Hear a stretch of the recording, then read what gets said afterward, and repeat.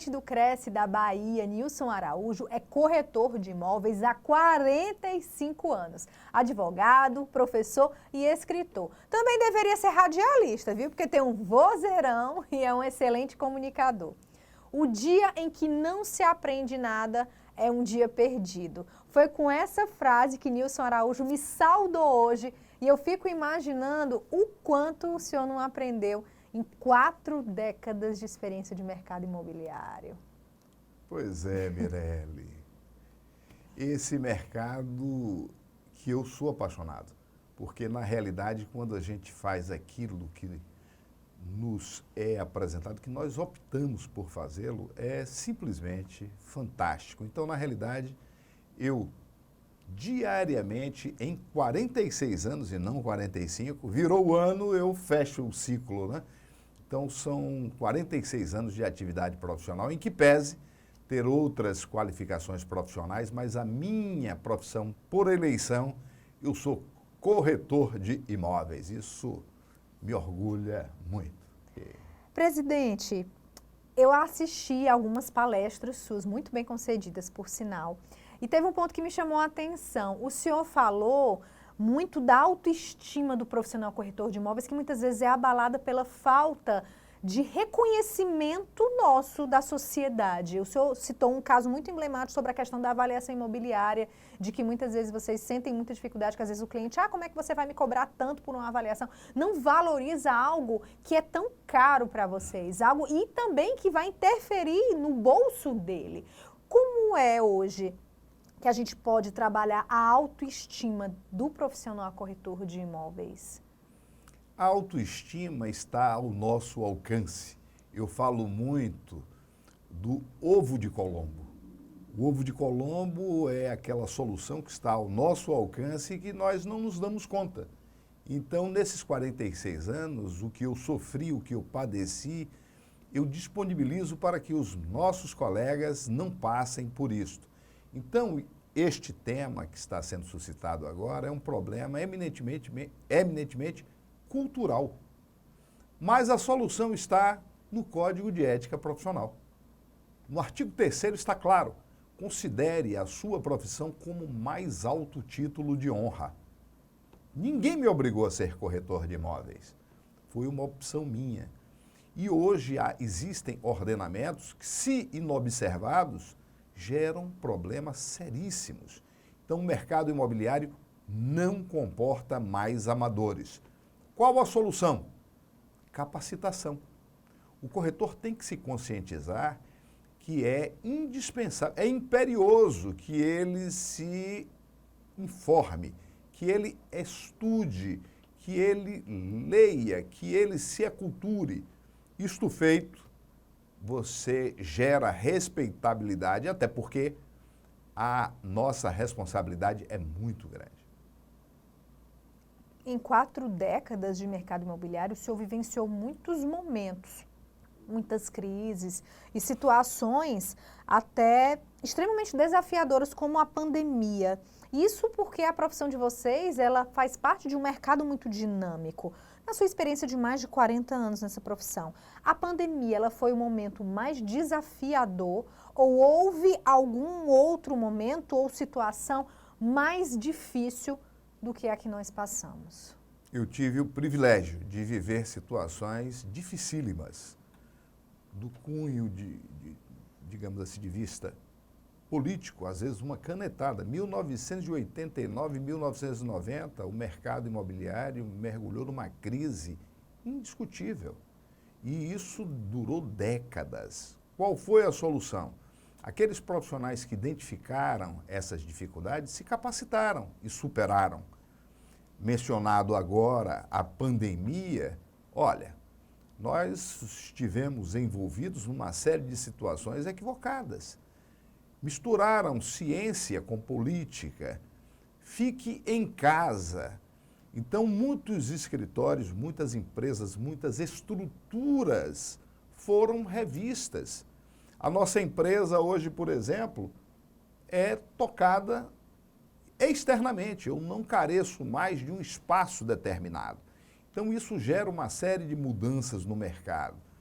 Apartamentos às vezes menores, na pandemia sentiu-se a necessidade de espaço para justificar aquela reclusão.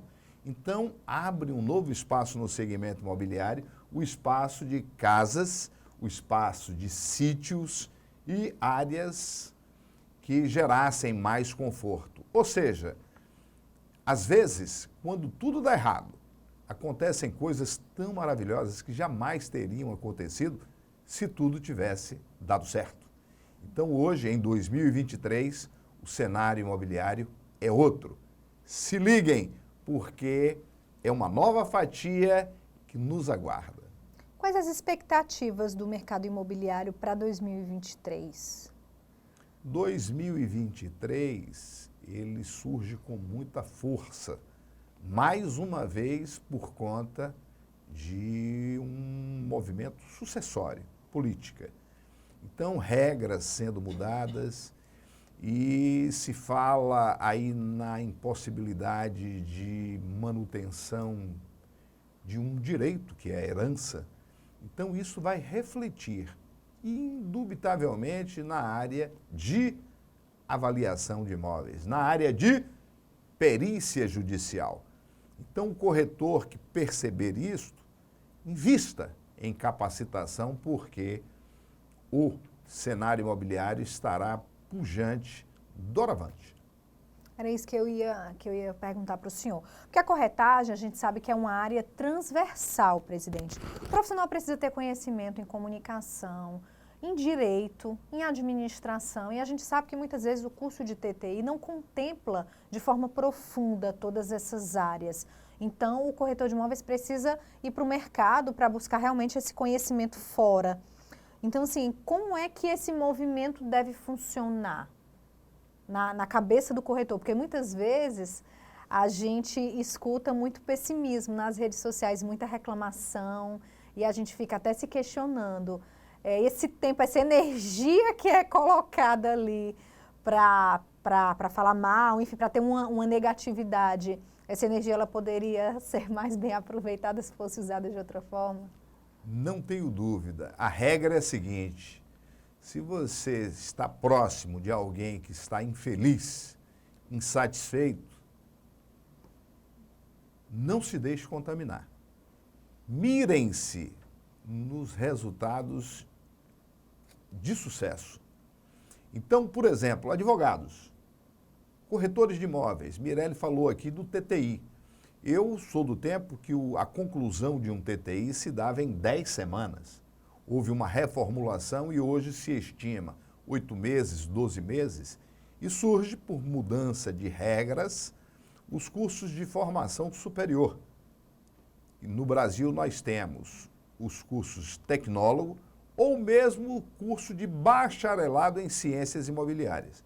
No Brasil, o único estado que contempla essa disponibilidade é o estado do Maranhão. A Universidade Federal do Maranhão disponibiliza o curso de bacharel em ciências imobiliárias.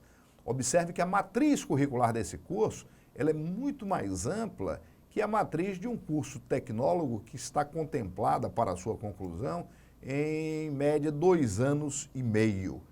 Então, muitas coisas mudaram. A Lei 13.105, a Lei 10.406, e o corretor de imóveis tem que ter o domínio dessas mudanças para gerar segurança para si e para a sociedade.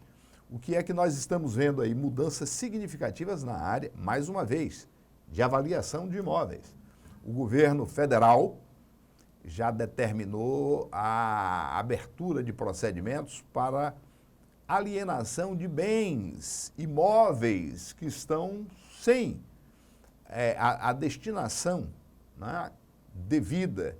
E estas negociações serão possíveis mediante a avaliação de um profissional da corretagem. Vale dizer, o primeiro parâmetro em qualquer ou quaisquer transações imobiliárias é a avaliação, Mirelle. Só que os corretores não se dão conta disso e não se posicionam de maneira profissional.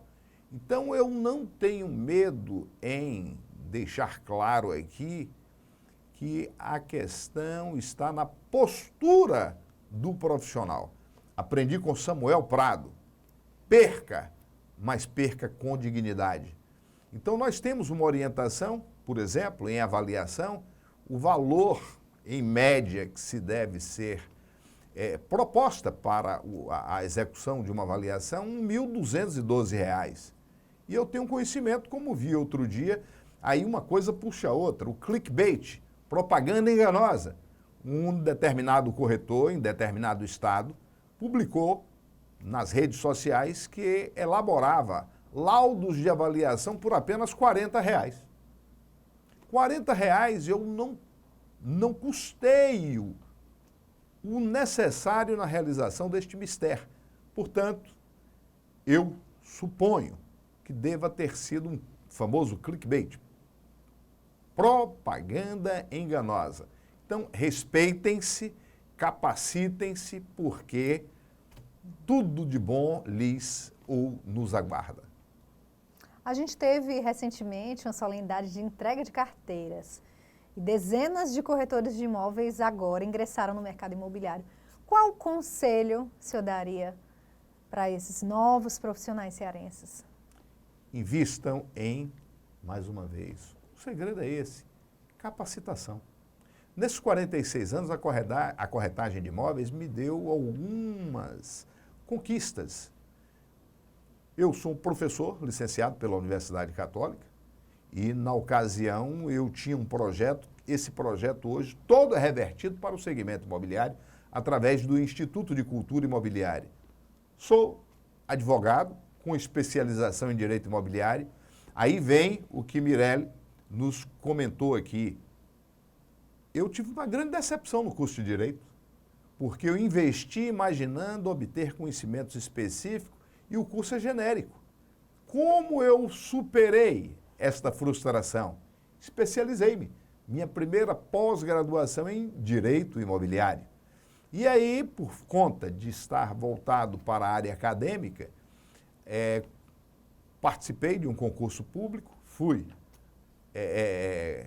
contemplado de maneira positiva, contratado por uma das universidades lá na Bahia, e, ato contínuo, fui contratado para coordenar o primeiro curso superior de gestão imobiliária.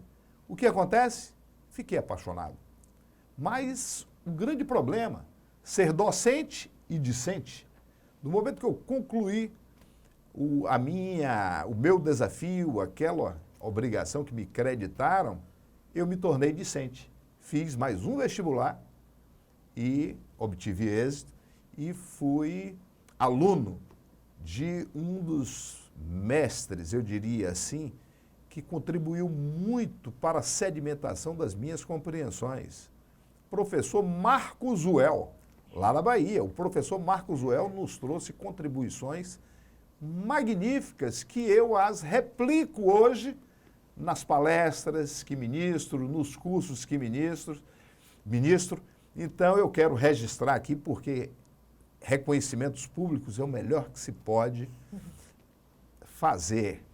Um abraço, Marcos Uel, onde quer que você esteja, ok? Esse cara aí é bom, né? O Marcos Uel, show de bola. Então, voltando, a dica é capacitação. Capacitação. O Cresce, seguramente eu não escarafuncho o Cresce do Ceará, mas nós nos balizamos num paradigma, o Cresce Segunda Região São Paulo.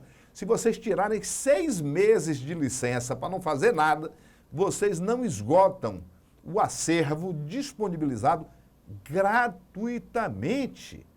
Cresce Ceará, Cresce Bahia, Cresce São Paulo, cursos de excelência, digo porque fui aluno, gratuitos, Mirelle.